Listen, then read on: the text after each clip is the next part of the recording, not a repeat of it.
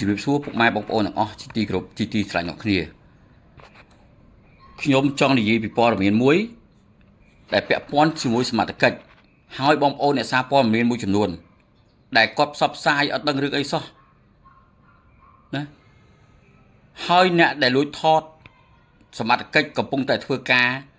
បង្ក្រាបពួកជួញដូរthamញៀនយ៉ាងសកម្មនៅក្នុងទីក្រុងភ្នំពេញបាទនៅថ្ងៃទី13វេលាម៉ោង8សមត្ថកិច្ចមន្ទីរប្រឆាំងគ្រឿងញៀនបានចាប់ពួកចែកចាយthamញៀននៅស្តុបផ្សារដាំកោបាទហើយមានអ្នកលួចថតសមត្ថកិច្ចយកមកផ្សព្វផ្សាយអាហ្នឹងក្នុងទង្វើមួយដែលខុសច្បាប់សូមជម្រាបប្រាប់បងប្អូនអ្នកសារព័ត៌មានណាដែលខុសច្បាប់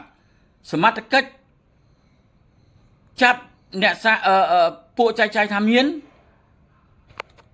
យកទៅដើម្បីអូសណាអូសយកមេអាធំអាសកម្មអាធំអញ្ចឹងហើយបាទគេប្រាប់ថាកុំឲ្យយើងផ្សព្វផ្សាយកុំឲ្យយើងផុស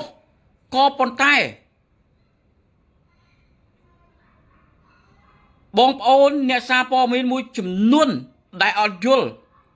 ពីសមត្ថកិច្ចធ្វើការចង់បានឡាចសៀមយូយកទៅផុសទៅសេខប់សិនខុសធ្វើឲ្យមហាជនភ័ន្តច្រឡំមកលើសមត្ថកិច្ចដែលកំពុងធ្វើការហ្នឹងតើយើងអ្នកសារព័ត៌មានពិតឬក៏យើងអ្នកសារព័ត៌មានខ្លាំងៗបានយើងចេះតែសេខប់សិនដាក់ទៅលើនឹងខុស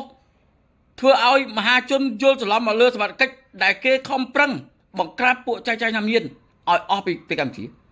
បែរជាយើងនេះយកមកផ្សព្វផ្សាយអញ្ចឹងតើត្រឹមត្រូវទេហើយខ្ញុំក៏បានប្រាប់ដែររឿងបញ្ហាហ្នឹងថាសមត្ថកិច្ចកំពុងធ្វើការរឿងអីបានយើងទៅផុសរឿងអីយើងទៅយកមកផ្សព្វផ្សាយហើយគេកំពុងតែសមត្ថកិច្ចកំពុងតែតាមចាប់អាមេធំយកកូនចៅវានេះចាប់បានកូនចៅវាយកទៅទាញយកអាមេធំមួយទៀតកាលណាយើងផ្សាយវាបែករឿងបណ្ដាលឲ្យសមត្ថកិច្ចចាប់មេធំមិនបានទេអញ្ចឹងមានន័យថាយើងឲ្យដៃទៅអាមេធំកិច្ចខ្លួនណាសូមជម្រាបប្រាប់បងប្អូនអ្នកសារព័ត៌មានមួយចំនួនដែលគាត់អត់ដឹងពីសមត្ថកិច្ចធ្វើការ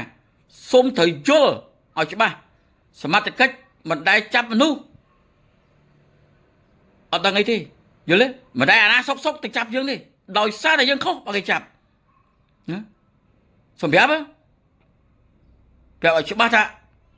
ដែលយើងខុសហើយបើគេចាប់បើយើងអត់ខុសគេអត់ចាប់ទេហើយកុំលួចថតដែលគេសមត្ថកិច្ចចាប់បានគេចាប់យើងជាប់គុកយើងលួចថតអត់មានសុំការអនុញ្ញាតពីសមត្ថកិច្ចទេយើងលួចថតបាត់ហើយយើងរៀនច្បាប់សារព័ត៌មានយើងដឹងហើយយល់ទេអញ្ចឹង